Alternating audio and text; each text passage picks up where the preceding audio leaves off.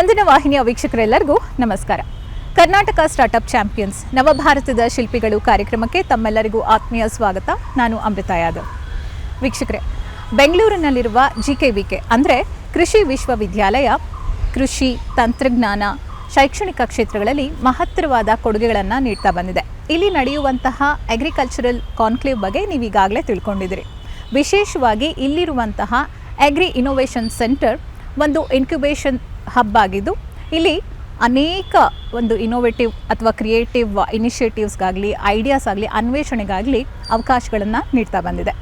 ಇಲ್ಲಿನ incubation centre ಬಗ್ಗೆ ಹಾಗೂ ಇಲ್ಲಿರುವಂತಹ ಸ್ಟಾರ್ಟಪ್ ಕಂಪನಿಗಳ ಬಗ್ಗೆ ಈ ಸಂಚಿಕೆಯಲ್ಲಿ ತಿಳ್ಕೊಳ್ಳೋಣ ಬನ್ನಿ.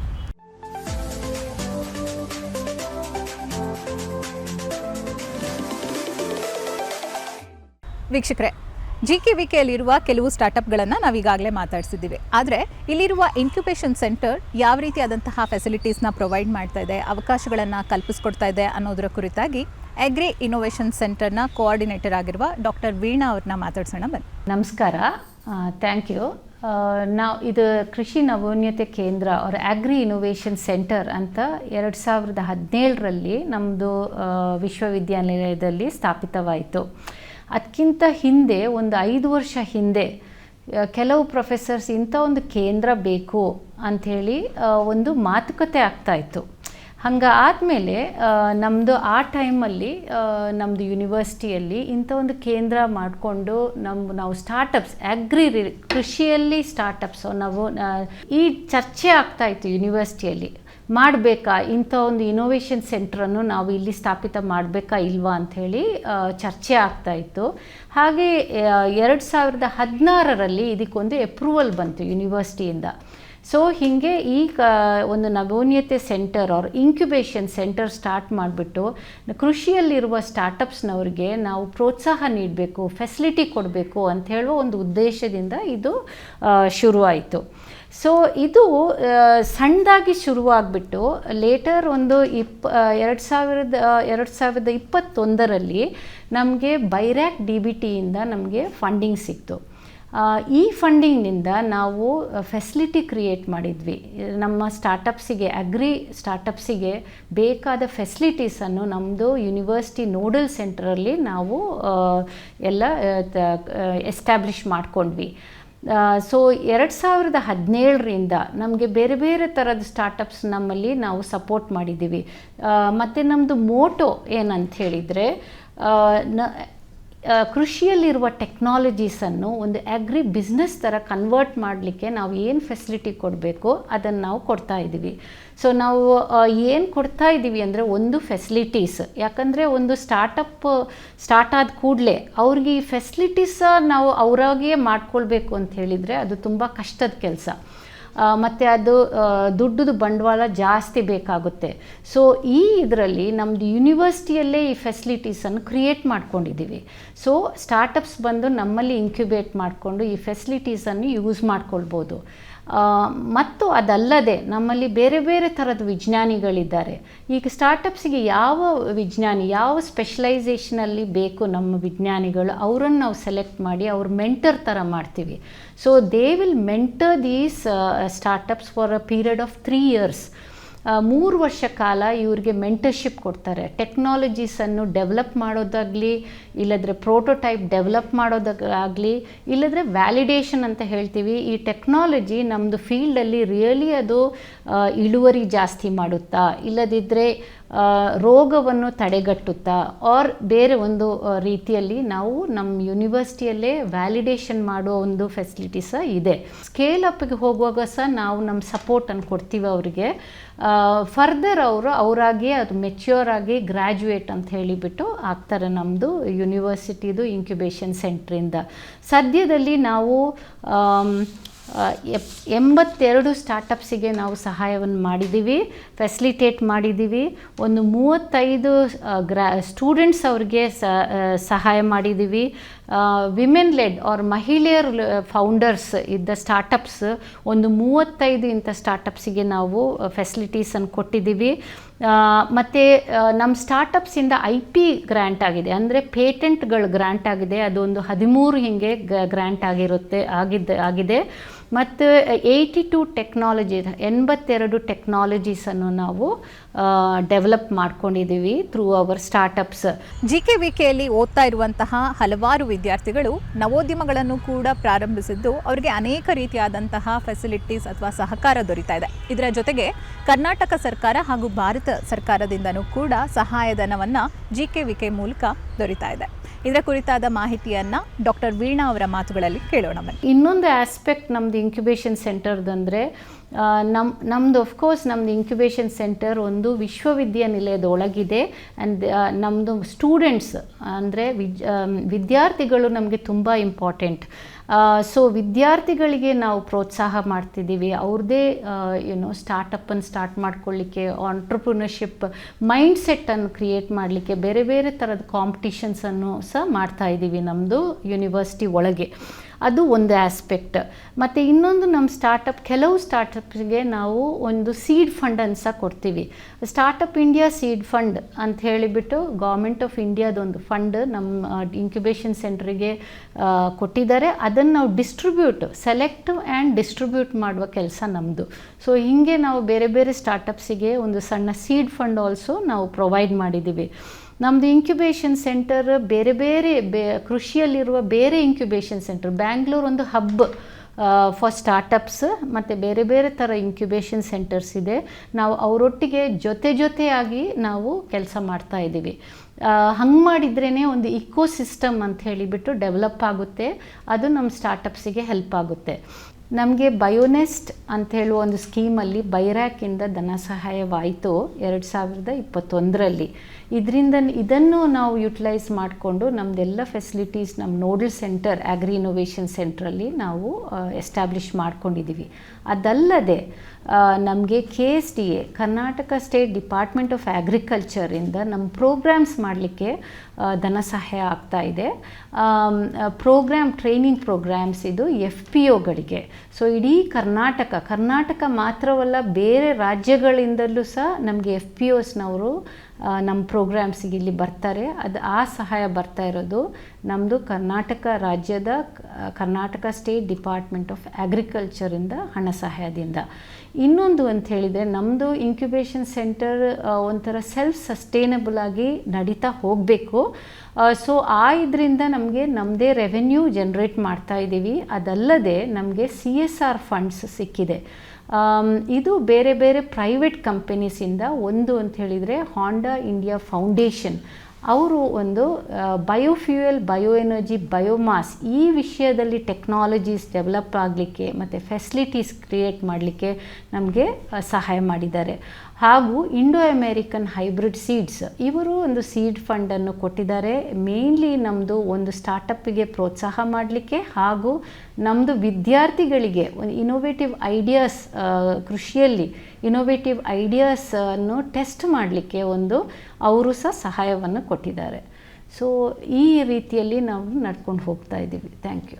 GKVKಯಲ್ಲಿ ಇನ್ಕ್ಯುಬೇಟ್ ಆಗಿರುವ ಅಗ್ರಿ ಸ್ಟಾರ್ಟಪ್ಗಳಿಗೆ ಹಲವಾರು ರೀತಿಯಾದಂತಹ ಟೆಕ್ನಿಕಲ್ ಸ್ಟಾರ್ಟಪ್ ದೊರೀತಾ ಇದ್ದು, ಇದರ ಜೊತೆಗೆ ವಿಶಾಲವಾದಂತಹ ವಿವಿಧ ಬಗೆಯ ಲ್ಯಾಬ್ ಫೆಸಿಲಿಟಿ ಕೂಡ ಇಲ್ಲಿ ಸಿಗ್ತಾ ಇದೆ. ಇದರ ಕುರಿತಾಗಿ ಸೆಂಟರ್ನ CEO ಆಗಿರುವ ನಂದಿನಿ ಅವರು ಹೇಳ್ತಾ ಇದ್ದಾರೆ, ಕೇಳೋಣ ಬನ್ನಿ. ಇದು ನಮ್ಮದು ಬೇಸಿಕ್ ಇನ್ಸ್ಟ್ರುಮೆಂಟೇಷನ್ ಲ್ಯಾಬ್. ಇಲ್ಲಿ ಸ್ಟಾರ್ಟಪ್ಸ್ಗೆ ಬೇಕಾಗಿರೋ ಮೈಕ್ರೋಬಯಾಲಜಿ, ಬಯೋಟೆಕ್ನಾಲಜಿ, ಮಾಲಿಕ್ಯುಲರ್ ಬಯಾಲಜಿ ಸ್ಟಾರ್ಟಪ್ಸ್ಗೆ ಬೇಕಾಗಿರೋ ಎಲ್ಲ ಬೇಸಿಕ್ ಲ್ಯಾಬೊರೇಟರಿ ಫೆಸಿಲಿಟಿ ಇದೆ. PCR ಮಿಷಿನ್ ಇರ್ಬೋದು, ನ್ಯಾನೋ ಡ್ರಾಪ್ ಇರ್ಬೋದು, ಸ್ಪೆಕ್ಟ್ರೋಫೋಟೋಮೀಟರು, ಸೆಂಟ್ರಿಫ್ಯೂಜಸ್ಸು, ಸ್ಟೀರಿಯೋ ಮೈಕ್ರೋಸ್ಕೋಪ್ಸ್ ಇರ್ಬೋದು, ಐಸ್ ಫ್ಲೆಕ್ಸ್ ಇರ್ಬೋದು. ಅದಕ್ಕೆ ಬೇಸಿಕ್ ಏನು ಡೈಲಿ ಕೆಲಸ ಮಾಡೋದಕ್ಕೆ ಬೇಕಾಗಿರೋ ಫೆಸಿಲಿಟಿ ಎಲ್ಲ ಇದೆ. ಇಲ್ಲಿ ಬಂದು ಸ್ಟಾರ್ಟಪ್ಸ್ ಅವ್ರಿಗೆ ಕೊಟ್ಟಿರೋ ಜಾಗದಲ್ಲಿ ಅವ್ರದ್ದು ಲ್ಯಾಬ್ ವರ್ಕ್ ಮಾಡ್ಕೊತಾರೆ. ಮತ್ತು ಅವ್ರಿಗೆ ಅನಾಲಿಸಿಸ್ ಮಾಡ್ಕೋಬೇಕು, ಏನಾದ್ರು ಸ್ಯಾಂಪಲ್ ರನ್ ಮಾಡಬೇಕಂದ್ರೆ ಇಲ್ಲಿ ಬಂದು ಯೂಸ್ ಮಾಡ್ಕೊತಾರೆ. AC ಟೀಮ್ ಅವರು ಸಹಾಯ ಮಾಡ್ತಾರೆ. ಅವ್ರ ಎಕ್ಸ್ಪೀರಿಯನ್ಸ್ ಇದ್ದರೆ ಅವರೇ ಡೈರೆಕ್ಟಾಗಿ ಯೂಸ್ ಮಾಡ್ತಾರೆ. ಅವ್ರ ಸ್ಟಾರ್ಟಪ್ಸು 1 by 1 ಅವರು ಅಡ್ವಾನ್ಸಾಗಿ ಬುಕ್ ಮಾಡ್ಕೊಂಡಿರ್ತಾರೆ ಇನ್ಸ್ಟ್ರೂಮೆಂಟು. ಅದ್ರ ಬೇಸಿಸ್ ಮೇಲೆ ಇಲ್ಲಿ ಡೈಲಿ ಯೂಸ್ ಮಾಡ್ಕೊತಾರೆ. ಇದನ್ನು ಬಿಟ್ಟು ಬೇರೆ ಎಲ್ಲ ನಮಗೆ ಫೆಸಿಲಿಟಿ ಇದೆ. ಟಿಶ್ಯೂ ಕಲ್ಚರ್ ಇದೆ. ಟಿಶ್ಯೂ ಕಲ್ಚರಲ್ಲಿ ಯಾರಾದರೂ startup tissue culture, banana tissue culture ಇರ್ಬೋದು, ಆ ಥರ startup tissue culture facility use ಮಾಡ್ತಾರೆ. ಕೋಲ್ಡ್ ರೂಮ್ ಫೆಸಿಲಿಟಿ ಇದೆ. ಆ cold room ಫೆಸಿಲಿಟಿನ especially seed startups ಇಲ್ಲ ಜ್ಯೂಸ್ ಅಂತ ಸ್ಟೋರ್ ಮಾಡೋ ಸ್ಟಾರ್ಟಪ್ಸ್ ಎಲ್ಲ ಸ್ಟೋರ್ ಮಾಡ್ಕೊತಾರೆ. ಮಿಸ್ಟ್ ಚೇಂಬರ್ ಮತ್ತು ಗ್ರೀನ್ ಹೌಸ್ ಫೆಸಿಲಿಟಿ ಇದೆ. ಪಾಟ್ ಎಕ್ಸ್ಪೆರಿಮೆಂಟ್ ಮಾಡೋರು, ಕಂಟ್ರೋಲ್ಡ್ ಕಂಡೀಷನಲ್ಲಿ ಟೆಸ್ಟ್ ಮಾಡೋರೆಲ್ಲ ಅದು ಯೂಸ್ ಮಾಡ್ತಾರೆ. Industrial shed with food packaging facility ಇದೆ. ಪೌಡರ್ ಪ್ಯಾಕಿಂಗ್ ಮಾಡೋದು, ಇಲ್ಲ ಬ್ಲಾಂಚಿಂಗ್ ಮಾಡ್ಕೊಳೋದು, ಪಲ್ವರೈಸ್ ಮಾಡ್ಕೊಳೋದು. ಇವಾಗ ಒಂದು ಸ್ಟಾರ್ಟಪ್ ಇದ್ದಾರೆ, ವೀಗನ್ ಮೀಟ್ ಮೇಲೆ ವರ್ಕ್ ಮಾಡ್ತಿದ್ದಾರೆ. ಅವರು ಫಾರ್ಮೆಂಟೇಷನ್ ಫೆಸಿಲಿಟಿಗೋಸ್ಕರ ಇಂಡಸ್ಟ್ರಿಯಲ್ ಶೆಡ್ ಯೂಸ್ ಮಾಡ್ಕೊತಾರೆ. ಮತ್ತು ನಮಗೆ ಆಫೀಸ್ ಸ್ಪೇಸ್ ಇದೆ. ಸ್ಟಾರ್ಟಪ್ಸ್ಗೆ ಡೆಡಿಕೇಟೆಡ್ ಆಫೀಸ್ ಸ್ಪೇಸ್ ಬೇಕಾ ಅವ್ರಿಗೆ ಅಲ್ಲೂ ಯೂಸ್ ಮಾಡ್ಕೊತಾರೆ. ಮತ್ತು ಶೇರಿಂಗ್ ಆಫೀಸ್ ಸ್ಪೇಸ್ ಇದೆ. ಎಲ್ಲ ಸ್ಟಾರ್ಟಪ್ಸ್ಗಳು ಜೊತೆಲಿ ಕೂತ್ಕೊಂಡು ಇಂಟರ್ನೆಟ್ ಯೂಸ್ ಮಾಡಬೇಕು, ಮತ್ತು ಏನಾದರೂ ಸರ್ಚ್ ಮಾಡಬೇಕು, ರಿಪೋರ್ಟ್ ಬರ್ಕೋಬೇಕಂದ್ರೆ ಅಲ್ಲೂ ಯೂಸ್ ಮಾಡ್ಕೊತಾರೆ. ಇದೆಲ್ಲ basic infrastructure for day to day running of a startup ನಮ್ಮ ಹತ್ರ ಅವೈಲೇಬಲ್ ಇದೆ. Thank you. ಈಗಾಗಲೇ ಭೂಮಿಯಲ್ಲಿ ಅನೇಕ ಕಾರಣಗಳಿಂದ ರಾಸಾಯನಿಕ ಅಂಶಗಳು ಬೆರೆತು ಹೋಗಿದೆ. ಆದರೆ ಕೃಷಿಯಲ್ಲಿ ರಾಸಾಯನಿಕ ಮುಕ್ತ ವಿಧಾನಗಳನ್ನು ಅನುಸರಿಸಿಕೊಂಡು ಅಳವಡಿಸಿಕೊಂಡು ಹೇಗೆ ಸುಸ್ಥಿರ ಭೂಮಿಯನ್ನು ನಾವು ಮುಂದಿನ ಪೀಳಿಗೆಗೆ ರವಾನಿಸ್ಬೋದು ಅನ್ನೋ ಉದ್ದೇಶದಿಂದ MS ರಾವ್ ಅವರು ಸುಸ್ಥಿರ ಬಯೋ ಆರ್ಗ್ಯಾನಿಕ್ಸ್ ಅನ್ನೋ ಒಂದು ಸಂಸ್ಥೆಯನ್ನು ಶುರು ಮಾಡಿದ್ದಾರೆ. ಏನಿದು ಸುಸ್ಥಿರ? ಅವರ ಸಂಸ್ಥೆಯ ಬಗ್ಗೆ ಅವರಿಂದ ಮಾಹಿತಿ ಪಡೆಯೋಣ ಬನ್ನಿ. ನಾನು ಡಾಕ್ಟರ್ MS ರಾವ್ ಅಂತ ನಮ್ಮ ಹೆಸರು. ನಾನು ಭಾರತೀಯ ತೋಟಗಾರಿಕಾ ಸಂಶೋಧನಾ ಸಂಸ್ಥೆಯಲ್ಲಿ ಆ್ಯಸ್ ಎ ಪ್ರಿನ್ಸಿಪಲ್ ಸೈಂಟಿಸ್ಟ್ 30 ವರ್ಷ ವರ್ಕ್ ಮಾಡಿ ರಿಟೈರ್ ಆದಮೇಲೆ ನಾನು ರೈತರಿಗೂ ಹೆಲ್ಪ್ ಮಾಡ್ತಾಯಿದ್ದೆ. ಸೊ ಇವಾಗ ನಾವು ಸುಸ್ಥಿರ ಬಯೋ ಆರ್ಗ್ಯಾನಿಕ್ಸ್ ಅಂತ ಒಂದು ಕಂಪನಿ ನಾವು ಎಸ್ಟಾಬ್ಲಿಷ್ ಮಾಡಿದ್ವಿ. ಸುಸ್ಥಿರ ಬಯೋ ಆರ್ಗ್ಯಾನಿಕ್ಸ್ನಲ್ಲಿ ನಾನು ಆ್ಯಕ್ಚುಲಿ MD. ಈ ಸುಸ್ಥಿರ ಬಯೋ ಆರ್ಗ್ಯಾನಿಕ್ಸ್ ಬೇಸಿಕಲಿ ನಾವೇನೆಂದರೆ ಸುಸ್ಥಿರ ವ್ಯವಸಾಯ ಅಂತ ನಾವು ಹೇಳ್ತೀವಿ, ಸಸ್ಟೈನಬಲ್ ಅಗ್ರಿಕಲ್ಚರ್ ಅಂತ. ಸೊ ಅದಕ್ಕೆ ನಾವು ಅದರಲ್ಲಿ ಪ್ರಾಬ್ಲಮ್ಸು ಸುಸ್ಥಿರ ವ್ಯವಸಾಯ ಮಾಡಬೇಕಂದ್ರೆ ಏನು, ಅದ್ರ ಬಗ್ಗೆ ನಾವು ಉತ್ಪಾದನೆ ಮೇಲೆ ರಿಸರ್ಚ್ ಮಾಡಿ ಇವಾಗ ರೈತರಿಗೆಲ್ಲ ನಾವು ಕೊಡ್ತಾಯಿದ್ವಿ. ನಾನು ಒಂದು ವಿಷಯ ನಾವು ಹೇಳಬೇಕಾಗಿರೋದಂದರೆ, ನಾನು ಸ್ಟಾರ್ಟ್ ಮಾಡ್ತೀನಿ, ಒಂದು ಪ್ರಾಡಕ್ಟ್ಸ್ ಬಗ್ಗೆ ನಾನು ಮಾತಾಡ್ತೀನಿ. ಜನರಲಾಗಿ ನಮ್ಮ ಹತ್ರ ಏನಂದರೆ 33 products FCO fertiliser control order. Department of agriculture, Karnataka ಗೌರ್ಮೆಂಟಿಂದ bio fertilisers, biostimulants, organic products and micronutrients ಇವು ನಾವು ಪ್ರೊಡ್ಯೂಸ್ ಮಾಡ್ತಾಯಿದ್ವಿ. ಕನ್ಸಾರ್ಷಿಯಾ ಫಾರ್ಮುಲೇಷನ್ಸು ಪ್ರೊಡ್ಯೂಸ್ ಮಾಡ್ತಾಯಿದ್ವಿ. ಲ್ಯಾಕ್ಟೋಬ್ಯಾಸಿಲಸ್ ಮೇಲೆ ನಾವು ರಿಸರ್ಚ್ ಮಾಡಿ ಡಿಪಾರ್ಟ್ಮೆಂಟ್ ಆಫ್ ಅಗ್ರಿಕಲ್ಚರ್, ಕರ್ನಾಟಕ ಡಿಪಾರ್ಟ್ಮೆಂಟ್ನಲ್ಲಿ ನಾವು NOC ಕೊಟ್ಟಿದ್ದಾರೆ ಆ್ಯಕ್ಚುಲಿ. ಇದ್ರ ಬಗ್ಗೆ ನಾವು ಕೆಲಸ ಮಾಡ್ತಾಯಿದ್ವಿ. ಸುಸ್ಥಿರ ಸಂಸ್ಥೆ ಕೃಷಿಕರಿಗೆ ಹೇಗೆ ಸಹಾಯ ಮಾಡ್ತಾ ಇದೆ ಅನ್ನೋದನ್ನು ತಿಳ್ಕೊಂಡಿದ್ದೀವಿ. ಈ ಸಂಸ್ಥೆಯಿಂದ ಯಾವೆಲ್ಲ ಉತ್ಪನ್ನಗಳು ತಯಾರಿಸಲ್ಪಡ್ತಾ ಇದೆ ಅನ್ನೋದನ್ನು ತಿಳ್ಕೊಳ್ಳೋಣ ಬನ್ನಿ. ಸಾವಯವ ಕೃಷಿ ಮಾಡುವಾಗ ಜೀವಾಮೃತ, ಪಂಚಗವ್ಯ ತೊಗೊಳ್ತಾ ಇರ್ತಾರೆ. ಬಟ್ ಅವ್ರು ಮಾಡೋಕ್ಕೆ ಇವಾಗ ಪ್ರಾಬ್ಲಮ್ ಆಗ್ತಾ ಇದೆ. ಸಗಣಿ ಸಿಗ್ತಾ ಇಲ್ಲ, ಆಮೇಲೆ ಗಂಜಲ ಸಿಗ್ತಾ ಇಲ್ಲ, ಟೈಮ್ ತೊಗೊಳ್ತಾ ಇದೆ. ಇದೆಲ್ಲ ನೋಡಿಬಿಟ್ಟು ನಾವು ಫಾರ್ಮರ್ಸ್ಗೆ ನಾವು ಹೆಲ್ಪ್ ಮಾಡಬೇಕಂದ್ರೆ ಇದ್ರ ಮೇಲೆ ನಾವು ರಿಸರ್ಚ್ ಮಾಡಬೇಕು ಅಂತ. ರಿಸರ್ಚ್ ಮಾಡಿ ನಾವೇನು ಮಾಡಿದ್ವಿ ಅಂದರೆ ಜೀವಾಮೃತ ಕಲ್ಚರ್ ಅಂತ ನಾವು ಕೊಡ್ತಾ ಇದ್ದೀವಿ ಫಾರ್ಮರ್ಸ್ಗೂ. ಈ ಜೀವಾಮೃತ ಕಲ್ಚರು ನಾವೊಂದು 500 ಲೀಟ್ರ್ನಲ್ಲಿ ಆಗಬೇಕು, 500 ಲೀಟ್ರ್ನಲ್ಲಿ ಹಾಕಬೇಕು. ಇದ್ರ ಜೊತೆ ಇದರಲ್ಲಿ ಒಳ್ಳೆ ಜೀವಾಣುಗಳು ಇರ್ತದೆ. ಆ್ಯಕ್ಚುಲಿ ಜೀವಾಮೃತ ರೈತರು ಏನು ಪ್ರಿಪೇರ್ ಮಾಡ್ತಾರೋ ಆ ಥರ ಜೀವಾಣುಗಳು ಇಲ್ಲಿ ಇರ್ತದೆ, ಅದಕ್ಕಿಂತ ಜಾಸ್ತಿನೇ ಇರ್ತದೆ ಇದರಲ್ಲಿ. ಅದಕ್ಕೆ ಆ್ಯಕ್ಚುಲಿ ನಾವೇನೆಂದರೆ ರೈತರೆಲ್ಲ ಬೆಲ್ಲ ಇಲ್ಲ ಅಂದರೆ ರೆಡ್ ಗ್ರಾಮ್ ಫ್ಲೋರು ಇದೆಲ್ಲ ಯೂಸ್ ಮಾಡ್ತಾ ಇರ್ತಾರೆ. ನಾವು ಹೇಳೋದೇ ಅಂದರೆ ಅದನ್ನು ನಾವು ಸ್ಟಾಪ್ ಮಾಡೋಣ. ಕಡಲೆ ಹಿಟ್ಟು ಯೂಸ್ ಮಾಡೋದು ಸ್ಟಾಪ್ ಮಾಡೋಣ, ಬೆಲ್ಲ ಯೂಸ್ ಮಾಡೋದು ಸ್ಟಾಪ್ ಮಾಡೋಣ. ನಾವು ಮಾಡಬೇಕಾಗಿರೋದೇನೆಂದರೆ ಇದು ಒಂದು ಜಮ್ ಫುಡ್ ಅಂತ, ಜಮ್ ಬೂಸ್ಟು ಅಂತ ನಾವು ರೆಡಿ ಮಾಡಿದ್ವಿ. ಇದು ಒಂದು 2 kg. ಇದು ಒಂದು ಕಿಟ್. ಇದು ಈ ಜಮ್ ಬೂಸ್ಟು ಒಂದು 2 kg. ಈ ಲಿಕ್ವಿಡು ಕಲ್ಚರು ಒಂದು 500 ಲೀಟ್ರ್ನಲ್ಲಿ ಹಾಕಬೇಕು. 500 ಲೀಟ್ರ್ ಹಾಕ್ಕೊಂಡು 2 ದಿವಸ ನೆರಳಿನಲ್ಲಿ ಒಂದು ಹಳೆ ಬಟ್ಟೆ ಕಟ್ಟಬೇಕು. ಆದಮೇಲೆ 2 ದಿವಸ ಆದಮೇಲೆ ಅವರು ಉಪಯೋಗಿಸ್ಬೋದು. ಈ ಜೀವಾಮೃತ ಕಲ್ಚರ್ ಅಂತ ಹೇಳ್ತೀವಲ್ಲ, ಜೀವಾಮೃತ ರೆಡಿ ಮಾಡ್ಕೊಳ್ಳೋದು 2 ದಿವಸದಲ್ಲಿ 500 ಲೀಟ್ರ್ ಇಲ್ಲ ಅಂದರೆ 600 ಲೀಟ್ರ್ ನೀವು ಜೀವಾಮೃತ ಮಾಡ್ಕೋಬೋದು. ಜೀವಾಮೃತ ರೈತರಿಗೆ ಬೇಕು, ಅದು ಸಿಂಪರಣೆ ಮಾಡ್ತಾರೆ, ಆಮೇಲೆ ಡ್ರಿಪ್ನಲ್ಲಿ ಕಲಿಸ್ತಾ ಇರ್ತಾರೆ, ಇಲ್ಲ ಅಂದರೆ ಡ್ರೆಂಚಿಂಗ್ ಮಾಡ್ತಾ ಇರ್ತಾರೆ. ಈ ಡ್ರಿಪ್ಪು ಕಲಿಸ್ಬೇಕಂದ್ರೆ, ಸ್ಪ್ರೇ ಮಾಡಬೇಕಂದ್ರೆ ಈ 2 ಪಾಕೆಟ್ ಆ್ಯಕ್ಚುಲಿ ಏನು ಮಾಡಬೇಕಂದ್ರೆ ಒಂದು ಹಳೆ ಬಟ್ಟೆನಲ್ಲಿ ಕಟ್ಬಿಟ್ಟು, ಒಂದು ಮೂಟೆ ಕಟ್ಬಿಟ್ಟು ಅದು ಬಿಟ್ಬಿಟ್ರೆ ಅದರಲ್ಲಿ ನಿಮಗೆ ಚೆನ್ನಾಗಿ ಒಳ್ಳೆ ಜೀವಾಮೃತ ರೆಡಿ ಆಗ್ತದೆ. ಅದೇ ಥರ ಪಂಚಗವ್ಯನೂ ಅಷ್ಟೇ. ಪಂಚಗವ್ಯ 1 ಲೀಟ್ರ್ ತೊಗೊಳೋದು. ಈ ಜಮ್ ಬೂಸ್ಟ್ ಅನ್ನೋದು ಆ್ಯಕ್ಚುಲಿ 2 kg ತೊಗೊಳೋದು, 500 ಲೀಟ್ರ್ನಲ್ಲಿ ಮಿಕ್ಸ್ ಮಾಡೋದು. 2 ದಿವಸದಿಂದ 5 ದಿವಸ, 2 days actually minimum, 5 days actually. 5 ದಿವಸ ಆ್ಯಕ್ಚುಲಿ ಮ್ಯಾಕ್ಸಿಮಮ್ಮು. 5 ದಿವಸದಲ್ಲಿ ನಿಮಗೆ ಪಂಚಗವ್ಯ ರೆಡಿ ಆಗ್ತದೆ ಆ್ಯಕ್ಚುಲಿ. ಇದು ತುಂಬ ಜನ ಫಾರ್ಮರ್ಸ್ ಯೂಸ್ ಮಾಡ್ತಾ ಇದ್ದಾರೆ, ಒಳ್ಳೆ ರಿಸಲ್ಟ್ಸ್ ಬರ್ತಾ ಇದೆ. ಅವ್ರಿಗೆ ಪ್ರತಿಯೊಂದು ಬೆಳೆನಲ್ಲಿ ಯೂಸ್ ಮಾಡ್ಬೋದು. ಪ್ಯೂರ್ಲಿ ಆ್ಯಕ್ಚುಲಿ ಆರ್ಗ್ಯಾನಿಕ್, ಜೈವಿಕ, ಬಯೋ ಆರ್ಗ್ಯಾನಿಕ್ ಅಂತ ಹೇಳ್ತೀವಿ ನಾವು. ಪ್ರತಿಯೊಬ್ಬರು ಫಾರ್ಮರ್ಸ್ಗೆ ಇದು ತುಂಬ ಹೆಲ್ಪ್ ಆಗ್ತಾ ಇದೆ. ಇದು ನಾವು ಬೈ ಪೋಸ್ಟ್ ನಾವು ಕಳಿಸ್ತೀವಿ, ಇಲ್ಲಾಂದರೆ ಯಲಹಂಕನಲ್ಲಿ ನಮ್ಮದು ಯೂನಿಟ್ ಇದೆ, ಅಲ್ಲಿ ಬರ್ತಾ ಇದ್ದಾರೆ, ಎಲ್ಲರೂ ತೊಗೊಳ್ತಾ ಇದ್ದಾರೆ. Throughout Karnataka, throughout India, Navata transport or VRL transport or any courier ನಾವು ಕೊಡ್ತಾ ಇದ್ವಿ. ಸೊ ಇದು ಪಬ್ಲಿಕ್ ಡೊಮೈನಲ್ಲಿ ಇದೆ. ಇವಾಗ ತುಂಬ ಜನಕ್ಕೂ ಇದರ ಬಗ್ಗೆ ಗೊತ್ತು. ಸೊ ಯೂಸ್ ಮಾಡಿದ್ದಾರೆ. ಸೊ ಯೂಸ್ ಮಾಡಿದ ಮೇಲೆ ಅವರು ನೆಕ್ಸ್ಟ್ ಟೈಮ್ ತೊಗೊಳ್ತಾ ಇದ್ದಾರೆ. ಇವಾಗ ನಾವು ರೈತರಿಗೆ ನೋಡಬೇಕಾಗಿರೋದಂದರೆ ಅವ್ರ ಪ್ರಾಬ್ಲಮ್ಸ್ ಏನಂದರೆ ಭೂಮಿ ಕೆಟ್ಟೋಗಿದೆ ಅಂತ ಹೇಳ್ತಾರೆ, ಭೂಮಿ ಸರಿ ಇಲ್ಲ ಅಂತ ಹೇಳ್ತಾರೆ, ಭೂಮಿ ಫಲವತ್ತವಾದ ಇಲ್ಲ ಅಂತ ಹೇಳ್ತಾರೆ. ಸೊ ಅದು ಏನು ಕಾರಣ ಅಂದರೆ ನಾವು ರಾಸಾಯನಿಕ ಗೊಬ್ಬರಗಳು ಜಾಸ್ತಿ ಯೂಸ್ ಮಾಡ್ತಾ ಇದ್ವಿ. ಸೊ ರಾಸಾಯನಿಕ ಗೊಬ್ಬರಗಳು actually fixation, nitrogen nitrogen actually poison, nitrate poisons ಅಂತ ಇದೆ, ಫಾಸ್ಫರಸ್ ಎಲ್ಲ ಫಿಕ್ಸ್ ಆಗಿದೆ ಆ್ಯಕ್ಚುಲಿ. ಈ ಫಿಕ್ಸ್ ಆದಮೇಲೆ ಏನಾಗಿದೆ ಅಂದರೆ ಜೀವಾಣುಗಳು, ಒಳ್ಳೆ ಜೀವಾಣುಗಳು ಇಲ್ಲ, ಇವಾಗ ಒಳ್ಳೆ ಜೀವಾಣುಗಳು ಕಡಿಮೆ ಆಗಿದೆ. ಸೊ ನಾವು ಒಳ್ಳೆ ಜೀವಾಣುಗಳು ಸೇರಿಸಬೇಕು. ನಾವು ಒಳ್ಳೆ ಜೀವಾಣು ಸೇರಿಸಿದ್ರೆ ಭೂಮಿ ಫಲವತ್ತತೆ ಮಾಡ್ಬೋದು. ಸೊ ಅದಕ್ಕೋಸ್ಕರ ನಾವೊಂದು ಪ್ಲ್ಯಾನ್ ಮಾಡಿರೋದೇ ಅಂದರೆ ಜೈವಿಕ ಗೊಬ್ಬರ ಅಂತ ಹೇಳ್ತೀವಿ ನಾವು. ಇಲ್ಲಿ ಜೈವಿಕ ಗೊಬ್ಬರ ಆ್ಯಕ್ಚುಲಿ FCO ಅಪ್ರೂವ್ಡ್ 9 ಪ್ರಾಡಕ್ಟ್ಸ್ ಇದೆ ಆ್ಯಕ್ಚುಲಿ ನಮ್ಮ ಹತ್ರ. ಸೊ ಇದರಲ್ಲಿ ಸಾಯಿಲ್ ಎನ್ರಿಚ್ ಅಂತ, ಇದು ಒಂದು NPK ಸಾಲ್ಯುಬಲೈಸಿಂಗ್ ಬ್ಯಾಕ್ಟೀರಿಯಾಸ್ ಇರ್ತದೆ ಇದರಲ್ಲಿ. ಸೊ NPK ನಾವು ಆ್ಯಕ್ಚುಲಿ ಇದು ತೊಗೊಂಡು ಇದ್ರ ಜೊತೆ ಆ್ಯಕ್ಚುಲಿ ನೆಮಟೋಡಾಕ್ಟೋ ಅಂತ ಒಂದು ಹೇಳ್ತೀವಿ. ಸೊ ವಿಲ್ ಡಾಕ್ಟೋ ಅಂತ ಹೇಳ್ತೀವಿ. ಅಂದರೆ ಇವಾಗ ನಾವು ಗೊಬ್ಬರ ಮೇಲೆ ಇದು ಹಾಕಿದರೆ ಗೊಬ್ಬರ ನಾವು ಎನ್ರಿಚ್ ಮಾಡ್ಬೋದು. ಗೊಬ್ಬರ ಇವಾಗ 10 ಟನ್ನು 20 ಟನ್ನು ಗೊಬ್ಬರ ಸಿಗ್ತಾ ಇಲ್ಲ. ಸೊ ರೈತರು ಏನಂದರೆ ಗೊಬ್ಬರ ಯೂಸ್ ಮಾಡೋಕ್ಕೆ ಆಗ್ತಾ ಇಲ್ಲ. ಆ ಗೊಬ್ಬರ ಯಾಕೆ ಜಾಸ್ತಿ ಯೂಸ್ ಮಾಡಿದ್ರೆ ಏನು ಪ್ರಯೋಜನ? ಈ ಗೊಬ್ಬರದಲ್ಲಿ ಒಳ್ಳೆ ಜೀವಾಣುಗಳು ಬೆಳೀತದೆ. 1 ಗ್ರಾಮು ಗೊಬ್ಬರದಲ್ಲಿ, ತಿಪ್ಪೆ ಗೊಬ್ಬರದಲ್ಲಿ 30 ವರ್ಷ 40 ವರ್ಷ ಮುಂದೆ 1 ಕೋಟಿ ಒಳ್ಳೆ ಜೀವಾಣುಗಳು ಇರ್ತಾಯಿತ್ತು. ಇವಾಗ ಅದು ಕಡಿಮೆ ಆಗಿದೆ, 1 ಲಕ್ಷನೂ ಇಲ್ಲ. ಅದಕ್ಕೆ ನಾವೇನು ಅಂದರೆ ಸೇರಿಸಬೇಕು.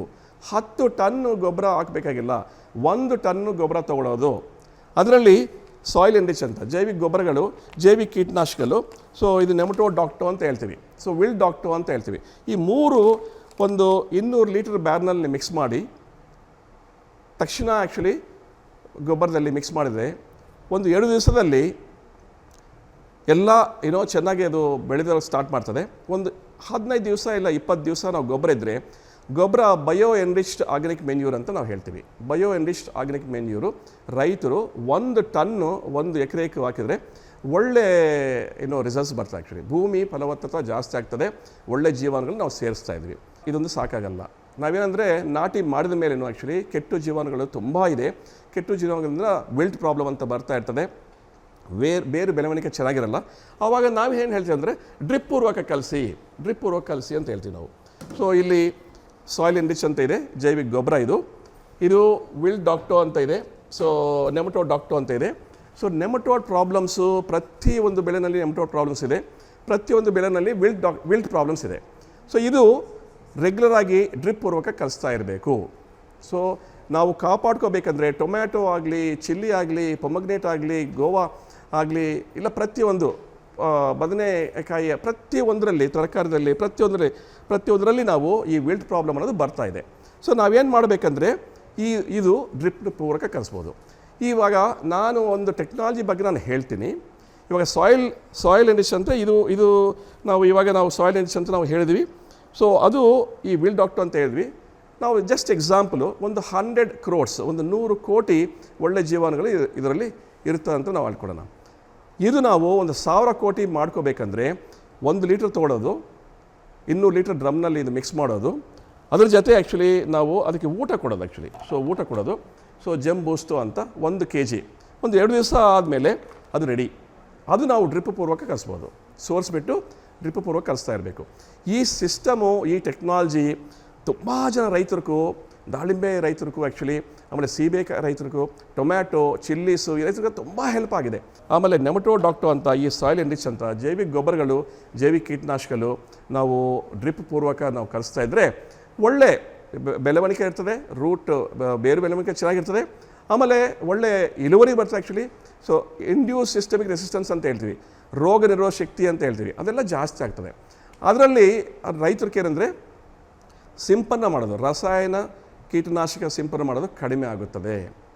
ಸೊ ಇದ್ರ ಬಗ್ಗೆ ನಾನು ಯೋಚನೆ ಮಾಡಿ ಈ ಪ್ರಾಡಕ್ಟ್ಸ್ ಅಂತ ನಾವು ಲ್ಯಾಕ್ಟೋಬ್ಯಾಸಿಲಸ್ ಬೇಸ್ಡ್ ಪ್ರಾಡಕ್ಟ್ ಅಂತ ನಾವು ಡೆವಲಪ್ ಮಾಡಿ ರೈತರಿಗೂ ಕೊಡ್ತಾಯಿದ್ವಿ. ಇವಾಗ ರೈತರು ನಾವೇನೆಂದರೆ ಸೊಸೈಟಿನಲ್ಲಿ ಎಲ್ಲರೂ ರೆಸಿಡ್ಯೂ ಫ್ರೀ ವೆಜಿಟಬಲ್ಸು ಅಂದರೆ ವಿಷಮುಕ್ತ ತರಕಾರಿ, ವಿಷಮುಕ್ತ ಹಣ್ಣು ಬೇಕು ಅಂತ ಹೇಳ್ತಾರೆ. ಆವಾಗ ನಾವೇನೆಂದರೆ ರೈತರಿಗೆ ಆ್ಯಕ್ಚುಲಿ ಏನಂದರೆ ನಾವು ಕಡಿಮೆ ಮಾಡಬೇಕು, ರಾಸಾಯನ ಕೀಟನಾಶಕ ಸಿಂಪಡಣೆ ಮಾಡೋದು ಕಡಿಮೆ ಮಾಡಬೇಕು. ಸೊ ರಾಸಾಯನಿಕ ಕೀಟನಾಶಕ ಕಡಿಮೆ ಮಾಡಬೇಕಂದ್ರೆ ಜರ್ಮ್ ಸ್ಪ್ರೆಡರ್ ಅಂತ ಇದು ನಾನು ಕೇಳಿ ಎಲ್ಲರೂ ಕೆಮಿಕಲ್ಲು ಎನಿ ಕೆಮಿಕಲ್ ಆ್ಯಕ್ಚುಲಿ ರಾಸಾಯನಿಕ ಕೀಟನಾಶಕ ಏನಾದರೂ ಒಂದು ಮಿಲ್ಲಿ ಇಲ್ಲ ಅಂದರೆ 2 ಮಿಲ್ಲಿ ಹಾಕಿದರೆ ಒಳ್ಳೆ ಪ್ರಯೋಜನ ಬರ್ತದೆ. ಕೆಮಿಕಲ್ ಎಫಿಕಸಿ ಜಾಸ್ತಿ ಆಗ್ತದೆ ನಿಮಗೆ. ಸೊ ಇದು ಸ್ಟಿಕ್ಕರು, ಸ್ಪ್ರೆಡರು, ಸಿನರ್ಜಿಸ್ಟಿಕ್ ಅಂತ ನಾವು ಹೇಳ್ತೀವಿ, ಆ ಥರ ಕೆಲಸ ಮಾಡ್ತಾಯಿದೆ. ಇದು ಹೆರ್ಬಲ್ಲು, ಆರ್ಗ್ಯಾನಿಕ್ಕು. ಸೊ ಇದು ನಾವು ಯೂಸ್ ಮಾಡೋದು ಪ್ರತಿಯೊಬ್ಬ ರೈತರಿಗೂ ನಾನು ಹೇಳ್ತಾ ಇದ್ದೀನಿ. ಆವಾಗ ಮಾಡುವಾಗ ರೈತರು ಇವಾಗ 10 ಸಲ ಸ್ಪ್ರೇ ಮಾಡೋದು 7 ಸಲ 6 ಸಲ ಸ್ಪ್ರೇ ಮಾಡ್ಬೋದು. ಅಂದರೆ ನಾವು ರಾಸಾಯನಿಕ ಕೀಟನಾಶಕ ಸಿಂಪಡಣೆ ಕಡಿಮೆ ಮಾಡ್ಬೋದು.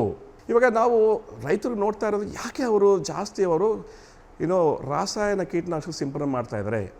ವೈರಸ್ ಪ್ರಾಬ್ಲಮ್ಸು ಜಾಸ್ತಿ ಇದೆ. ವೈರಸ್ ಪ್ರಾಬ್ಲಮ್ಸ್ ಹೆಂಗೆ ಬರ್ತಾ ಇದೆ? ಸಕ್ಕಿಂಗ್ ಪೆಸ್ಟ್ ಅಂತ ಹೇಳ್ತೀವಿ ನಾವು. ಸೊ ರಸ ತೊಗೊಳ್ಳೋದು ಪುರುಗು ಅಂತ ಹೇಳ್ತೀವಲ್ಲ, ಚಿಕ್ಕದು. ಮೈಟ್ಸು, ಟ್ರಿಪ್ಸು, ವೈಟ್ ಫ್ಲೈಸು ಇದೆಲ್ಲ ತುಂಬ ಜಾಸ್ತಿ ಆಗಿದೆ. ಪ್ರತಿಯೊಂದು ಬೆಳೆನಲ್ಲಿ ಜಾಸ್ತಿ ಆಗಿದೆ. ಸೊ ಅದಕ್ಕೆ ನಾವೇನು ಹೇಳ್ತೀವಿ ಅಂದರೆ ಸಕ್ಕಿಂಗ್ ಪೆಸ್ಟ್ ಡಾಕ್ಟರ್ ಅಂತ. ಜಸ್ಟ್ 2 ಮಿಲ್ಲಿ ಇಲ್ಲ ಅಂದರೆ 2.5 ಮಿಲ್ಲಿ, ಸೊ 2.5 ಮಿಲ್ಲಿ 1 ಲೀಟರ್ನಲ್ಲಿ ಹಾಕ್ಕೊಂಡು ಸಿಂಪಡಣೆ ಮಾಡಿದರೆ ಒಳ್ಳೆ ರಿಸಲ್ಟ್ ಬರ್ತದೆ ಆ್ಯಕ್ಚುಲಿ. ಇದು ಏನಂದರೆ ಇದಕ್ಕೊಂದು ಸ್ಪೆಷಾಲಿಟಿ ಏನಂದರೆ ಇದು ಪ್ರತಿಯೊಂದು ಕೆಮಿಕಲ್ನಲ್ಲಿ ಮಿಕ್ಸ್ ಮಾಡ್ಬೋದು. ಇದು ಲ್ಯಾಕ್ಟೋಬ್ಯಾಸಿಲಸ್ ಬೇಸ್ಡ್ ಆ್ಯಕ್ಚುಲಿ. ಸೊ ಪ್ರತಿಯೊಂದು ಕೆಮಿಕಲ್ನ ಮಿಕ್ಸ್ ಮಾಡಿದ ಮೇಲೆ ಒಂದು 10% ಇಲ್ಲಾಂದರೆ 20% ಆ್ಯಕ್ಚುಲಿ ಜೀವಾಣುಗಳು ಸಾಯ್ಬೋದು. ಬಟ್ ಇದರಲ್ಲಿ ಒಂದು 100 ಕೋಟಿ ಇದ್ದರೆ 1 ಕೋಟಿ 2 ಕೋಟಿ ಸಾಯಿದ್ರೂ ಪ್ರಾಬ್ಲಮ್ ಇಲ್ಲ. ಪ್ರತಿಯೊಂದು ಕೆಮಿಕಲ್ನಲ್ಲಿ, ಪ್ರತಿಯೊಂದು ಮೈಕ್ರೋನ್ಯೂಟ್ರಿನಲ್ಲಿ ಸ್ಪ್ರೇ ಮಾಡೋದು ನಾವು ಹೇಳ್ತಾ ಇದ್ವಿ. ಇದು ಸಕ್ಕಿಂಗ್ ಪೆಸ್ಟ್ ಡಾಕ್ಟರ್ ಅಂತ ಹೇಳ್ತೀವಿ. ಆಮೇಲೆ ವೈರಸ್ ಡಾಕ್ಟರ್ ಅಂತ ಹೇಳ್ತೀವಿ. ಇದೇನೆಂದರೆ ನಾವು ಹೇಳೋದು ಸಕ್ಕಿಂಗ್ ಪೆಸ್ಟು ನಾವು ಕಾಣಿಸಲ್ಲ, ಅದಕ್ಕೆ ಮುಂಚೆನೇ ಸ್ಪ್ರೇ ಮಾಡಿ ಸಿಂಪಡಣೆ ಮಾಡಿ ಅಂತ ನಾವು ಹೇಳ್ತಾ ಇದ್ದೀವಿ. 10 ದಿವಸ ಆದಮೇಲೆ ಟೊಮ್ಯಾಟೊ ಆಗಲಿ, ಚಿಲ್ಲಿ ಆಗಲಿ, ಪ್ರತಿಯೊಂದು ಹಣ್ಣು ತರಕಾರಿ ಪ್ರತಿಯೊಂದು ಗಿಡದಲ್ಲಿ ಸೊ ಇದು ಸ್ಪ್ರೇ ಮಾಡಿ ಅಂತ ನಾವು ಹೇಳ್ತಾ ಇದ್ವಿ. ಆವಾಗ ಏನಂದರೆ ಅವ್ರಿಗೆ ಲಾಭ, ಕೆಮಿಕಲ್ಸ್ ಬಳಸೋದು ಕಡಿಮೆ ಆಗುತ್ತದೆ. ಸೊ ಕೆಮಿಕಲ್ಸ್ ಜೊತೆನೂ ಮಾಡ್ಬೋದು. ಇದು ಕೆಮಿಕಲ್ಸ್ ಜೊತೆ ಮಾಡಿದ್ರು ಕೆಮಿಕಲ್ ಎಫಿಕಸಿ ಜಾಸ್ತಿ ಆಗ್ತದೆ. ಅದಕ್ಕೆ ಅಲ್ಟಿಮೇಟ್ಲಿ ನಾವು ವಿಷ ಮುಕ್ತ ಹಣ್ಣುಗಳು, ತರಕಾರಿಗಳು ನಾವು ಪ್ರೊಡ್ಯೂಸ್ ಮಾಡ್ಬೋದು. ಸುಸ್ಥಿರ ವ್ಯವಸಾಯ ಅಂದರೆ ಸುಸ್ಥಿರ ವ್ಯವಸಾಯದಲ್ಲಿ ನಾವು ರಾಸಾಯನ ಗೊಬ್ಬರಗಳು, ರಾಸಾಯನ ಕೀಟನಾಶಕಗಳು ಉಪಯೋಗ ಮಾಡೋದು ಕಡಿಮೆ ಮಾಡಬೇಕು. ಇವಾಗ ನಾವು ಜಾಸ್ತಿ ರಾಸಾಯನಿಕ ಗೊಬ್ಬರಗಳು ಯೂಸ್ ಮಾಡಿದ ಮೇಲೆ ಮೈಕ್ರೋನ್ಯೂಟ್ರಿಯೆಂಟ್ ಡೆಫಿಷಿಯನ್ಸಿ ಅಂತ ಹೇಳ್ತೀವಿ ನಾವು. ಮೈಕ್ರೋನ್ಯೂಟ್ರಿಯೆಂಟ್ ಡೆಫಿಷಿಯನ್ಸಿ ಅಂದರೆ ಸೂಕ್ಷ್ಮ ಪೋಷಕಾಂಶಗಳ ಕೊರತೆ. ಇದು ಎಷ್ಟು ಇದೆ ಅಂದರೆ ಆಲ್ಮೋಸ್ಟ್ 70% ಆ್ಯಕ್ಚುಲಿ ಇಂಡಿಯನ್ ಸಾಯಿಲ್ಸ್ನಲ್ಲಿ ಸೊ ಜಿಂಕ್ ಕಡಿಮೆ ಇದೆ, ಸೊ ಕ್ಯಾಲ್ಶಿಯಂ ಕಡಿಮೆ ಇದೆ, ಐರನ್ ಕಡಿಮೆ ಇದೆ. ಜಿಂಕ್, ಕ್ಯಾಲ್ಶಿಯಮು, ಐರನು, ಸಲ್ಫರು ಇದೆಲ್ಲ ನಮಗೆ ಬೇಕು. ರೆಸಿಸ್ಟೆನ್ಸು ಬೇಕು. ನಮ್ಮ ಮಕ್ಕಳಿಗೂ ನಮ್ಮ ಮೊಮ್ಮಕ್ಕಳಿಗೂ ರೆಸಿಸ್ಟೆನ್ಸ್ ಕಡಿಮೆ ಆಗಿದೆ ಅಂತ ಹೇಳ್ತಾ ಇರ್ತೀವಿ. ಸೊ ರೆಸಿಸ್ಟೆನ್ಸು ಬೇಕು ಅಂದರೆ ರೋಗನಿರೋಧಕ ಶಕ್ತಿ ಬರಬೇಕಂದ್ರೆ ನಾವು ಮೈಕ್ರೋನ್ಯೂಟ್ರಿಯೆಂಟ್ ಸಪ್ಲಿಮೆಂಟ್ಸು ತೊಗೊಳ್ತಾ ಇರ್ತೀವಿ. ಸೊ ಅದು ಗಿಡನಲ್ಲೇ ಬಂದಿದ್ರೆ, ಭೂಮಿನಲ್ಲಿ ಆ್ಯಕ್ಚುಲಿ ಜಿಂಕ್ ನಾವು ಸೇರಿಸಿದರೆ, ಸಲ್ಫರ್ ಸೇರಿಸಿದರೆ, ಕ್ಯಾಲ್ಶಿಯಂ ಸೇರಿಸಿದರೆ ನಮಗೆ ಒಳ್ಳೆ ತರಕಾರಿನಲ್ಲಿ ಜಿಂಕ್, ಕ್ಯಾಲ್ಶಿಯಮು, ಸಲ್ಫರು ಇದೆಲ್ಲ ಜಾಸ್ತಿ ನಾವು ಬರ್ತಾ ಇರ್ತದೆ. ಇವಾಗ ಸಲ್ಫರ್ ಕಡಿಮೆ ಇದೆ. ಸೊ ಸಲ್ಫರ್ ಕಡಿಮೆ ಇದೆ ಆ್ಯಕ್ಚುಲಿ ಸಲ್ಫರು ಪ್ರೋಟೀನ್ ಮೆಟಬಾಲಿಸಮ್ನಲ್ಲಿ ಯೂಸ್ಫುಲ್ ಆಗ್ತದೆ. ಆ್ಯಕ್ಚುಲಿ ಕ್ಯಾನ್ಸರ್ ತುಂಬ ಜಾಸ್ತಿ ಆಗ್ತಾ ಇದೆ, ಎಲ್ಲಿ ನೋಡಿದ್ರೆ ತುಂಬ ಜಾಸ್ತಿ ಆಗ್ತದೆ ಅಂತ ಹೇಳ್ತೀವಿ. ಯಾಕೆ ಜಾಸ್ತಿ ಇದೆ ಅಂದರೆ ಈ ಸೂಕ್ಷ್ಮ ಪೋಷಕಾಂಶಗಳು ಜಿಂಕ್, ಸಲ್ಫರು ಇದೆಲ್ಲ ನಾವು ತರಕಾರಿನಲ್ಲಿ ತೊಗೊಳ್ಳೋದು ಕಡಿಮೆ ಇದೆ. ಸುಸ್ಥಿರ ಸಂಸ್ಥೆ ರಾಸಾಯನಿಕ ಮುಕ್ತ ಉತ್ಪನ್ನಗಳನ್ನು ತಯಾರಿಸೋದ್ರ ಜೊತೆಗೆ ಕೆಮಿಕಲ್ ಫ್ರೀ ಅಗ್ರಿಕಲ್ಚರ್ನ ಹೇಗೆ ಅಳವಡಿಸ್ಕೊಳ್ಬಹುದು ಅನ್ನೋದರ ಬಗ್ಗೆ ರೈತರಿಗೆ ಮಾಹಿತಿಯನ್ನು ನೀಡ್ತಾ ತರಬೇತಿಯನ್ನು ಕೂಡ ಕೊಡ್ತಾ ಇದೆ. ಇದರ ಬಗ್ಗೆ ಮಾಹಿತಿಯನ್ನು ಪಡೆಯೋಣ ಬನ್ನಿ. ಇವಾಗ ಪಂಜಾಬಿಂದ ಅಲ್ಲಿ ತುಂಬ ಯೂಸ್ ಮಾಡ್ತಾರೆ. ಪಂಜಾಬು ಇಂದ ಕ್ಯಾನ್ಸರ್ ಟ್ರೈನ್ ಅಂತ ಹೋಗ್ತಾ ಇದೆ ಡೆಲ್ಲಿಗೆ, ಪ್ರತಿದಿನ ಹೋಗ್ತಾ ಇರ್ತದೆ. ನಾವು ಕರ್ನಾಟಕದಲ್ಲಿ, ಆಂಧ್ರದಲ್ಲಿ, ಆಮೇಲೆ ಕೇರಳದಲ್ಲಿ ಇಲ್ಲಿಂದ ಈ ಕ್ಯಾನ್ಸರ್ ಟ್ರೈನ್ ಹೋಗಬಾರ್ದು. ರೈತರು ಜೈವಿಕ ಕೀಟನಾಶಕಗಳು ಉಪಯೋಗಿಸಬೇಕು, ಜೈವಿಕ ಗೊಬ್ಬರಗಳು ಉಪಯೋಗಿಸಬೇಕು. ಇದು ಮಾಡ್ತಾ ಇದ್ದರೆ ಸ್ಲೋಲಿ ಕ್ರಮೇಣ ನಾವು ಮಾಡಿ ಅಂತ ಹೇಳ್ತೀವಿ. ಕ್ರಮೇಣ ಕೆಮಿಕಲ್ಸ್ ಕಡಿಮೆ ಮಾಡಿ ಅಂತೇಳಿ, ಕ್ರಮೇಣ ರಾಸಾಯನ ಗೊಬ್ಬರಗಳು ಕಡಿಮೆ ಮಾಡಿ ಅಂತ ಹೇಳ್ತಾ ಇದ್ವಿ. ಸೊ ಇದು ನಾವು ಮಾಡ್ತಾ ಇದ್ದರೆ ಸೊ ಒಳ್ಳೆ ಭೂಮಿ ರೆಡಿ ಆಗ್ತದೆ. ಆ್ಯಕ್ಚುಲಿ ಇಳುವರಿ ಚೆನ್ನಾಗಿರ್ತದೆ. ವಿಷರಹಿತ ನಾವು ತರಕಾರಿಗಳು, ಹಣ್ಣು, ಭತ್ತ ಎಲ್ಲ ನಾವು ತೊಗೊಳ್ಬೋದು. ಪ್ರತಿಯೊಂದು ಕ್ರಾಪ್ಗೂ ನಮಗೆ ಸೊಲ್ಯೂಷನ್ಸ್ ಇದೆ ಇಲ್ಲಿ. ಪ್ರತಿಯೊಂದು ಕ್ರಾಪ್ ಅಂದರೆ ಇಲ್ಲಿ ಚಿಲ್ಲಿ ಬೂಸ್ಟ್ ಅಂತ ಇದೆ. ಚಿಲ್ಲಿ ಬೂಸ್ಟ್ರು ಇದ್ರ ಜೊತೆ ನಾವು ಚಿಲ್ಲಿ ಸ್ಪೆಷಲ್ ಅಂತ ಕೊಡ್ತೀವಿ ನಾವು. ಕುಕುಂಬರು ಪಾಲಿ ಹೌಸ್ನಲ್ಲಿ ತುಂಬ ಪ್ರಾಬ್ಲಮ್ಸು ಕುಕುಂಬರ್ ಅಂತ, ಇಂಗ್ಲೀಷ್ ಕುಕುಂಬರ್ ಅಂತ ಹೇಳ್ತೀವಿ. ಸೊ ಇದ್ರ ಜೊತೆ ಒಂದು chilli special, chilli booster spray ಮಾಡಿ ಅಂತ ಹೇಳ್ತೀವಿ. ಪ್ರತಿಯೊಂದು ತರಕಾರಿನಲ್ಲಿ ಆ್ಯಕ್ಚುಲಿ ನಾವು chilli booster, chilli special use ಮಾಡಿ ಅಂತ ಹೇಳ್ತೀವಿ. ಸೊ ಅದೇ ಥರ ಟೊಮ್ಯಾಟೊನಲ್ಲಿ ವೈರಸ್ ಪ್ರಾಬ್ಲಮ್ ಬರ್ತಾ ಇರ್ತದೆ, ರೋಗಗಳು ಬರ್ತಾ ಇರ್ತದೆ. ಆ್ಯಕ್ಚುಲಿ ಇಳುವರಿ ಮಾಡಬೇಕಂದ್ರೆ ಟೊಮ್ಯಾಟೊ ಬೂಸ್ಟರು, ಟೊಮ್ಯಾಟೊ ಸ್ಪೆಷಲ್ ಅಂತ ಹೇಳ್ತೀವಿ. ಈ ಕ್ಯಾಪ್ಸಿಕಮ್ ಅಂತ ಇದೆ, ಕ್ಯಾಪ್ಸಿಕಮ್ಗೂ ಇದು ಇದೆ. ಸೊ ಈ ಥರ ಪ್ರತಿಯೊಂದು ಕ್ರಾಪ್ ಆ್ಯಕ್ಚುಲಿ ಹಣ್ಣುಗಳು, ಆ್ಯಕ್ಚುಲಿ ಮ್ಯಾಂಗೋ, ಸೊ ಪಪಾಯ ಅಂತ, ಸಿಟ್ರಸ್. ಸೊ ಇಲ್ಲಿ ನೋಡಿದರೆ ಇಲ್ಲಿ ಸಿಟ್ರಸ್ ನೋಡ್ಬೋದು, ಪಪಾಯ ನೋಡ್ಬೋದು. ಪ್ರತಿಯೊಂದು ಕ್ರಾಪ್ಗೆ actually crop boosters, lactobacillus based crop specials ಇದೆ. ಸೊ ಈ ಡೈರೆಕ್ಷನಲ್ಲಿ ನಾವು ಸುಸ್ಥಿರ ಬಯೋಆರ್ಗನಿಕ್ಸ್ ರೈತರಿಗೂ ನಾವು ಹೆಲ್ಪ್ ಮಾಡ್ತಾಯಿದ್ವಿ. ಸೊ ಅವ್ರಿಗೆ ಏನಂದರೆ ಬೇಕಾಗಿರೋದು ಒಳ್ಳೆ ಜೀವಾಣುಗಳು, ಒಳ್ಳೆ ಉತ್ಪಾದನೆಗಳು. ಅವ್ರು ಖರೀದು ಜಾಸ್ತಿ ಇರಬಾರ್ದು, ಖರ್ಚು ಕಡಿಮೆ ಆಗಬೇಕು, ಉತ್ಪಾದನೆ ಜಾಸ್ತಿ ಆಗಬೇಕು, ಇಳುವರಿ ಜಾಸ್ತಿ ಆಗಬೇಕು. ಸೊ ಇದು ನಾವು ದೃಷ್ಟಿನಲ್ಲಿ ಇಟ್ಕೊಂಡು ನಾವು ಮಾಡ್ತಾಯಿದ್ವಿ. ಮೈಕ್ರೋ ನ್ಯೂಟ್ರಿಯೆಂಟ್ಸ್ ಅಂತ ಹೇಳ್ತಾ ಇದೀವಲ್ಲ, ಸೊ ಇಲ್ಲಿ ಬಂದುಬಿಟ್ಟು all FCO approved bio fertilisers. ಅಲ್ಲಿ ಕಂಪ್ಲೀಟಾಗಿ ಆ್ಯಕ್ಚುಲಿ ಅದು micro nutrient mixtures 1 to 9. So FCO approved. ಪ್ರತಿಯೊಂದು ಕ್ರಾಪ್ಗೆ ಆ್ಯಕ್ಚುಲಿ ಮೈಕ್ರೋ ನ್ಯೂಟ್ರಿಯೆಂಟ್ ಮಿಕ್ಸ್ಚರ್ಸ್ ಇದೆ. ಸೊ ಇವಾಗ ದಾಳಿಂಬೆ ತೊಗೊಂಡ್ರು, ಇವಾಗ ಸೀಬೆ, ಇಲ್ಲಾಂದರೆ ತರಕಾರಿ, ಆನಿಯನ್, ಪ್ರತಿಯೊಂದಕ್ಕೂ ಆ್ಯಕ್ಚುಲಿ ಮೈಕ್ರೋ ನ್ಯೂಟ್ರಿಯೆಂಟ್ ಮಿಕ್ಸ್ಚರ್ಸ್ ಇದೆ. ಆ್ಯಕ್ಚುಲಿ ಯಲಹಂಕದಲ್ಲಿ ನಮ್ಮದು ಒಂದು ಯೂನಿಟ್ ಇದೆ. ಯಾರು ಬೇಕಂದರೆ ಅವರು ಬರ್ಬೋದು, ನೋಡ್ಬೋದು. ನಾನು ಟ್ರೈನಿಂಗು ಮಾಡ್ತೀನಿ. ಆ್ಯಕ್ಚುಲಿ ರೈತರಿಗೂ ತರಬೇತಿ ಕೊಡ್ತೀನಿ, ಮಾಹಿತಿ ಕೊಡ್ತೀನಿ, ಉತ್ಪಾದನೆ ಬಗ್ಗೆ ಹೇಳ್ತೀನಿ. ಸೊ ಮೇಯ್ನಾಗಿ ಅವರು ಖರ್ಚು ಕಡಿಮೆ ಆಗಲಿ, ಆಮೇಲೆ ಜೈವಿಕ ಕೀಟನಾಶಕ, ಜೈವಿಕ ಗೊಬ್ಬರಗಳು ಜಾಸ್ತಿ ಉಪಯೋಗ ಮಾಡಲಿ. ತಿರ್ಗಾ ಅವರು ಬೇಸಿಕಲಿ ಆ್ಯಕ್ಚುಲಿ ರಾಸಾಯನ ಕೀಟನಾಶಕಗಳು, ರಾಸಾಯನ ಗೊಬ್ಬರಗಳು ಕಡಿಮೆ ಮಾಡೋಣ ಅಂತ ಒಂದು ಪ್ಯಾಷನ್ನು, ಒಂದು ಮಿಷನ್ನು ಸಸ್ಟೈನಬಲ್ ಅಗ್ರಿಕಲ್ಚರ್ ಅಂದರೆ ಸುಸ್ಥಿರ ವ್ಯವಸಾಯ ಬಗ್ಗೆ ನಾವು ಎಲ್ಲರಿಗೂ ಹೇಳ್ಕೊಡ್ತಾ ಇದ್ವಿ. ಸುಸ್ಥಿರ ಸ್ಟಾರ್ಟಪ್ ಕಂಪನಿ GKVKಯಲ್ಲೇ ಇನ್ಕ್ಯುಬೇಟ್ ಆಗಿದ್ದು, ಇಲ್ಲಿ ಏನೆಲ್ಲ ಸೌಲಭ್ಯಗಳು, ಸಹಕಾರ ದೊರೀತಾ ಇದೆ ಅನ್ನೋದನ್ನು MS ರಾವ್ ಅವರ ಮಾತುಗಳಲ್ಲೇ ಕೇಳೋಣ. ಸೊ ನಾನು ಫಸ್ಟ್ GKVKನಲ್ಲಿ ನಾವು ಇನ್ಕ್ಯುಬೇಟ್ ಆಗಿದ್ವಿ. ಸೊ ಇದು ತುಂಬ ಒಳ್ಳೆ ಸಹಾಯ. ಆ್ಯಕ್ಚುಲಿ ಇಲ್ಲಿ ಸಾರಾ ಅಂತ ಮೈಕ್ರೋಬಯಾಲಜಿಸ್ಟ್ ಅವರು ಕೆಲಸ ಮಾಡ್ತಾಯಿದ್ರೆ, ಅವ್ರು ಸಪೋರ್ಟ್ ಕೊಡ್ತಾಯಿದ್ರೆ. ಇಲ್ಲಿ ಎಲ್ಲ ಫೆಸಿಲಿಟೀಸ್ ಇದೆ. ನಾವು ಇವಾಗ ಜೀವಾಣು ಮೇಲೆ ಕೆಲಸ ಮಾಡಬೇಕಂದ್ರೆ, ಮೈಕ್ರೋಬಯಾಲ್ಸ್ ಮೇಲೆ ಕೆಲಸ ಮಾಡಬೇಕಂದ್ರೆ ಸೊ ದೊಡ್ಡ ಲ್ಯಾಬ್ ಬೇಕು. ಆ್ಯಕ್ಚುಲಿ ನಾವು ಒಂದು ಸ್ಟಾರ್ಟಪ್, ಸೊ ದೊಡ್ಡ ಲ್ಯಾಬ್ ಎಸ್ಟಾಬ್ಲಿಷ್ ಮಾಡೋದು ತುಂಬ ಕಷ್ಟ. ಅದಕ್ಕೆ ಇಲ್ಲಿ agriculture incubation centre GKVK US ಬ್ಯಾಂಗ್ಳೂರಿಂದ ಸಹಕಾರ, ಇವ್ರದ್ದೆಲ್ಲ ಪ್ರೋಆಕ್ಟಿವ್. ಇಲ್ಲೆಲ್ಲ doctor Veena and also Mrs Nandini, doctor Priya ಅಂತ ಇವರೆಲ್ಲ ವೆರಿ ಪ್ರೋಆಕ್ಟಿವ್, ಸಂದೀಪ್ ಅಂತ ಇದ್ದಾರೆ, ಇವರೆಲ್ಲ ವೆರಿ ಪ್ರೋಆಕ್ಟಿವ್. ಸೊ ಸಪೋರ್ಟ್ ಮಾಡ್ತಾರೆ ಇಲ್ಲಿ. ಸೊ ಪ್ರತಿಯೊಂದು ಫೆಸಿಲಿಟಿ ಇದೆ ಇಲ್ಲಿ. ಆ್ಯಕ್ಚುಲಿ ಇಲ್ಲಿ ಫೆಸಿಲಿಟೀಸ್ ನೋಡ್ಬೋದು ನೀವು. ಸಾವಯವ ರಸಗೊಬ್ಬರ ಹಾಗೂ ಉತ್ಪನ್ನಗಳನ್ನು ಬಳಸಿದಾಗ ಆರೋಗ್ಯಕರ ಬೆಳೆ ಏನೋ ಸಿಗುತ್ತೆ, ಆದರೆ ರಾಸಾಯನಿಕ ಉತ್ಪನ್ನಗಳನ್ನು ಬಳಸಿದಾಗ ಸಿಗುವಂತಹ ದೊಡ್ಡ ಮಟ್ಟದ ಇಳುವರಿ ಸಿಗುತ್ತೋ ಇಲ್ವೋ ಅನ್ನೋದು ಪ್ರತಿಯೊಬ್ಬ ಕೃಷಿಕನ ಒಂದು ಪ್ರಶ್ನೆ ಆಗಿರುತ್ತೆ. ಈ ಒಂದು ಚಾಲೆಂಜ್ನ ಸುಸ್ಥಿರ ಕಂಪನಿ ಹೇಗೆ ಟ್ಯಾಕಲ್ ಮಾಡುತ್ತೆ ಅನ್ನೋದನ್ನು ತಿಳ್ಕೊಳ್ಳೋಣ ಬನ್ನಿ. ರಾಸಾಯನ ಗೊಬ್ಬರನಲ್ಲಿ ಆ್ಯಕ್ಚುಲಿ ಇವಾಗ ಭೂಮಿನಲ್ಲಿ ನೈಟ್ರೇಟ್ ಪಾಯ್ಸನ್ ಅಂತ ನೈಟ್ರೇಟ್ಸ್ ಡಿಪಾಸಿಟ್ಸು ಇದೆ, ಫಾಸ್ಫರಸ್ಸು ಡಿಪಾಸಿಟ್ಸು ಇದೆ, ಆ್ಯಕ್ಚುಲಿ ಪೊಟ್ಯಾಷಿಯಮು ಡಿಪಾಸಿಟ್ಸ್ ಇದೆ. ಇದು ಮೂಲಕ ರೈತರಿಗೆಲ್ಲ ನಾವು ಹೇಳೋದಂದರೆ ನಾವು ಜಾಸ್ತಿ ಉಪಯೋಗಿಸಿದ್ವಿ. ಇವಾಗ 100 kg ಅಂದರೆ 100 kg ಯೂರಿಯಾ, ಆಮೇಲೆ MOP ಮ್ಯೂರೇಟ್ ಆಫ್ ಪೊಟ್ಯಾಷ್ ಅಂತ ಹೇಳ್ತೀವಿ, ಆಮೇಲೆ DAP ಅಂತ ಹೇಳ್ತೀವಿ. ಅದೆಲ್ಲ ನಾವು ಯೂಸ್ ಮಾಡ್ತಾಯಿದ್ವಿ. ಕಡಿಮೆ ಮಾಡ್ತಾಯಿಲ್ಲ, ಜಾಸ್ತಿನೇ ಮಾಡ್ತಾಯಿದ್ವಿ. ನಾನು ಹೇಳೋದಂದರೆ ಕಡಿಮೆ ಮಾಡಿ, ಜೈವಿಕ ಗೊಬ್ಬರಗಳು ಯೂಸ್ ಮಾಡಿ, ಉತ್ಪಾದನೆ ಕಡಿಮೆ ಆಗಲ್ಲ, ಇಳುವರಿ ಕಡಿಮೆ ಆಗಲ್ಲ, ಖರ್ಚು ಕಡಿಮೆ ಆಗುತ್ತದೆ. ನಾವು ಸೀರಿಯಸ್ ಆಗಿ ನಾವು ಯೋಚನೆ ಮಾಡಬೇಕು. 20-30% ರಾಸಾಯನ ಗೊಬ್ಬರಗಳು, ರಾಸಾಯನ ಕೀಟನಾಶಕಗಳು ಯೂಸ್ ಮಾಡಿ. ಆದಮೇಲೆ ಸಿಂಪರಣೆ ಮಾಡುವಾಗಲೂ ಆ್ಯಕ್ಚುಲಿ ರಾಸಾಯನ ಕೀಟನಾಶಕಗಳು ಸಿಂಪರಣೆ ಮಾಡೋದು ಕಡಿಮೆ ಮಾಡಿ, ರಾಸಾಯನ ಜೈವಿಕ ಕೀಟನಾಶಕ, ಜೈವಿಕ ಗೊಬ್ಬರಗಳು ಯೂಸ್ ಮಾಡಿ. ಇದೆಲ್ಲ ನಾವು ಹೇಳ್ತಾ ಇದ್ವಿ. ಇವಾಗ ರೈತರಿಗೂ ಆ್ಯಕ್ಚುಲಿ ತುಂಬ ರೈತರಿಗೂ ಬೇಕು, ನಮಗೆ ನಾವು ನಾವು ಯೂಸ್ ಮಾಡ್ತಾಯಿದ್ವಿ, ನಾವು ಕಡಿಮೆ ಮಾಡಬೇಕು ಅಂತ ಅವ್ರಿಗೆ ಇಷ್ಟ ಇದೆ. ಬಟ್ ಅವ್ರಿಗೆ ಮಾಹಿತಿ ಇಲ್ಲ. ಸೊ ನಾವು ಈ ಮಾಹಿತಿ ಕೊಡಬೇಕು, ರೈತರಿಗೆ ಸಪೋರ್ಟ್ ಮಾಡಬೇಕು. ರೈತರು ಸುಸ್ಥಿರ ವ್ಯವಸಾಯಕ್ಕೋಸ್ಕರ ಆ್ಯಕ್ಚುಲಿ ಉತ್ಪಾದನೆ ಅಂತೂ ಕಡಿಮೆ ಆಗಲ್ಲ, ಇಳುವರಿ ಅಂತೂ ಕಡಿಮೆ ಆಗಲ್ಲ. ರಾಸಾಯನ ಗೊಬ್ಬರಗಳು ಕ್ರಮೇಣ ಕಡಿಮೆ ಮಾಡಿ ಅಂತ ಹೇಳ್ತಾರೆ. ನಾವು ಕೆಮಿಕಲ್ಸ್ಗೆ ನಾವು ಅಗೇನ್ಸ್ಟ್ ಇಲ್ಲ, ರಾಸಾಯನ ಗೊಬ್ಬರಗಳು ನಾವು ಅಗೇನ್ಸ್ಟ್ ಇಲ್ಲ. ಕಡಿಮೆ ಮಾಡಿ, ಗ್ರ್ಯಾಜುವಲಿ ಕಡಿಮೆ ಮಾಡಿ, ಜೈವಿಕ ಕೀಟನಾಶಕಗಳಿದೆಲ್ಲ ಸೇರಿಸಿ ನಾವು ಸುಸ್ಥಿರ ವ್ಯವಸಾಯ ನಾವು ಬಳಸೋಣ, ಸುಸ್ಥಿರ ವ್ಯವಸಾಯ ಮಾಡೋಣ.